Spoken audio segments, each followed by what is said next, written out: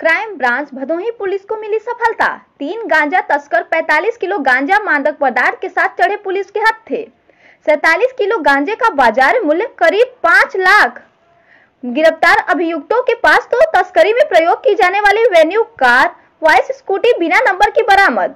विधानसभा चुनाव में मादक पदार्थ गांजा महंगे कीमत पर बेचने की थी मंशा। कुल बरामदी लगभग 16 लाख रुपए है। काशी नरेश राजकीय स्नातकोत्तर महाविद्यालय के विज्ञान विभाग में दिनांक 23 एवं 24 फरवरी 2022 को बायो फर्टिलाइजर जैविक खाद उत्पादन पर आधारित कार्यशाला का आयोजन एवं संचालन doctor Suman Gupta, assistant professor वनस्पति विज्ञान द्वारा किया गया, जिसका मुख्य उद्देश्य यूजी एवं पीजी के छात्रों को रोजगार परक शिक्षा से जोड़ना रहा।